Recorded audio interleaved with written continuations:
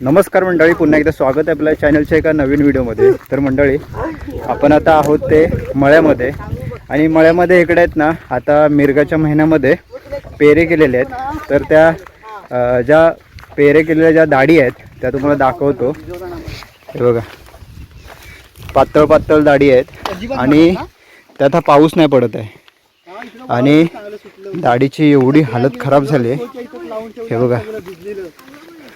आता काही गावामध्ये आहेत ना, या दाढी वगैरे शिंपल्या जातात, म्हणजे पाणी आणून शिंपतात, तेव्हा कुठे त्या दाढी होतील. पण आता जर का पाऊस पडला नाही ना, तर कोकणातल्या शेतकऱ्याची खूप बेकार अवस्था होणार आहे. तुम्हाला अजून एक दाढ दाखवतो इकडची. हे बघा, एकदम पातळ पातळ दाढ आले. हे बघा, एवढी पूर्ण. आता जेवढं पण मळ्यामध्ये जेवढे पण शेती करतात ना, सगळ्यांची हीच हालत आहे. हे बघा, आता ह्या वेळेस आहे ना, फोड वगैरे व्हायला पाहिजे होती. हे बघा, आता ही दाढ म्हणजे 1 महिन्यामध्ये दाढ कशी ओढायला येते, हे बघा, अशी पातळ पातळ दाढ आहे. मेन हिला पाहिजे ते पाणी. हे बघा, ह्या साईडला पण आहेत. हे बघा, ह्या सर्व दाढी आता जेवढ्या पण आहेत तिकडे दाढी लावलेल्या. लांबून आपल्याला हिरवगार दिसतात, पण पुढे गेल्यानंतर आहे ना, एकदम पातळ पातळ दाढी आल्यात. आणि हे बघा, ही दाढ बघा किती पातळ पातळ आहे, एकदम पातळ आहे दाढ. आणि ह्या साईडला ह्या सर्व इकडे पण दाढ आहे, तिकडे असे सरळ असे लांबून ती हिरवीगार दिसते, पण जवळ गेल्यानंतर आहे ना, अशी पातळ पातळ दिसते. हे बघा, आणि साईडनी लावलेल्या आहेत त्या तुरी. हे बघा, हे बघा, या लाईनी त्याच्या बांधाने ठोकलेल्या आहेत तुरी. आणि हा कुळदाचा पाल होता, तर ते उरलेले कुळीत असे रुजून आलेत. आता मागे जोरदार पाऊस पडला, तर त्यावेळेस हे सर्व आहेत ना, रुजून आलेले आहेत. हे बघा, मी जस्ट असा एक व्हिडिओ बनवतो, कारण इकडे मळ्यामध्ये जेवढे पण आता शेती वगैरे करतात ना, इतके मेहनत घेतात. आता शेतीसाठी जे पण काय आपल्याला लागतं, आता दाढ भाजण्यासाठी गौरी असेल, पातेरी असेल, परत भारे, गवत वगैरे, हे सगळ्यांना वरून डोंगरातून घेऊन येतात खालती. आणि नंतर मग इकडे सर्व तणून नंतर मध्ये दाढ भाजली जाते. आणि एवढं सगळं केल्यानंतर आता दाढ पेरलेली आहे, तर त्यावेळेस ही अशी अवस्था आहे. ज्यावेळेस आम्ही इकडे लावणी वगैरे लावायला येतो, तुम्ही गेल्या वर्षीच्या वगैरे व्हिडिओ वगैरे बघितला असाल, इकडे आम्ही लावणीला वगैरे येतो, लावणी लावायला.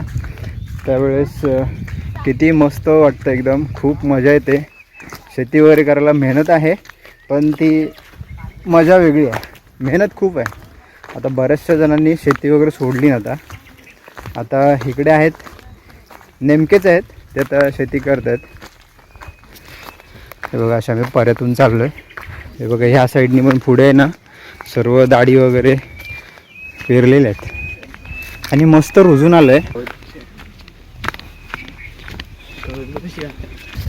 आणि इकडे मळ्यामध्ये आल्यानंतर आहे ना, असा मस्त पक्ष्यांचा आवाज येतो, ऐकतच राहावंसं वाटतं. इकडे मला वाटतं किंगफिशर वगैरे आहेत पक्षी, इकडे मळ्याला मस्त आवाज येत असतो, ऐकत राहायचं फक्त. आणि हे बघा, इकडे पण दाढ आहेत. म्हणजे सगळ्यांचं कसं बियाणं वेगवेगळं बियाणं आहे. हे बघा,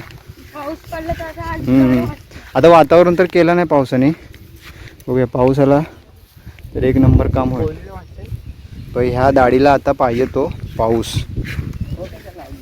आणि आमचा हा पूर्ण पिरंदवणे गाव, इकडे पूर्ण आमच्या वाडी आता वरती डोंगरावरती आहे. ते तिकडे वरती नारळी झाड दिसतात ना, त्या साईडला आपली वाडी आहे. तर तिकडे आपल्याला आता जायचं आहे.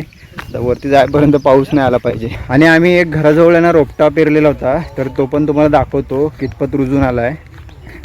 आणि त्यामध्ये अजून काय काय कसल्या कसल्या बिया वगैरे लावलेल्या होत्या आम्ही. तुळशीच्या होत्या, दोडक्याच्या, भेंड्याच्या, ह्या सर्व गोष्टी सर्व आता त्या बिया आता रुजून आल्यात की नाही ते आपण बघूया. तिथे जायचं आहे घराजवळ, मग तिथून मग आपण वरती जाऊया. हे बघा, आमच्याकडे ही अशी सारण आहे, इथून आता पावसाळ्यात पाणी वाहत असतं. चला, हो. आणि आमची घरं एकदम वरती पडतात डोंगरात, आणि आमची शेती इकडे खालती आहे. मग शेतीसाठी सर्वजण इकडे खालतीच असतात. बैल वगैरे वरून खाली घेऊन येतात. संध्याकाळी मग सर्व बैल वगैरे सर्व काही जेवढं पण काही सामान वगैरे घेऊन येतात, ते मग वरती संध्याकाळी घेऊन जातात घरी. अशी ही कसरत आहे इकडे आमच्या गावातल्या शेतकऱ्यांची. पण आज पाऊस अजूनपर्यंत पाऊस नाही आला आहे. पण थोडं वातावरण केलं नाही, पाऊस आला पाहिजे. कारण आता जी पण आता दाढ काय रुजून आली आहे ना, तर तिला गरज आहे ती पावसाची, पाण्याची गरज आहे. पाऊस नाही पडला तर मग एवढे सर्व शेतीसाठी कष्ट घेतलेले सर्व वाया जाणार. आपण आता खालती राजाच्या इथे आलेलं आहे. जरा दुकानात काहीतरी खाऊ बिऊ घेऊ आणि मग जाऊ आपण. आला गे पाऊस आला बघ. मी आलो नाही, पाऊस आला. मी घेऊन आलो ना पावसाला. मग कोण? आम्ही पावसाला आणायला गेलेलो. पण आला की नाही? आला की नाही पाऊस? मग मी आलो तेव्हा आला. हे काय जरा गेलो होतं खाली खेळायला. हे बघा आमच्या वाडीतलं भरपूर जुनं आहे. बाबांनो कधी चालू केलं हे? 2003 मध्ये ना? 2003 मध्ये काहीतरी मला आठवतंय. इथे आहे का वरती? 2006 1/10/2006 इतकी जुनी पाटी आहे बघा लावलेली अजूनपर्यंत. आणि भरपूर जुनं आहे आमच्या वाडीतलं हे दुकान. आम्ही जरा ते खाऊ बिऊ घेतो जाता वरती. पाऊस होतोय मोठा. आता खेळायला जातो आम्ही. मँगो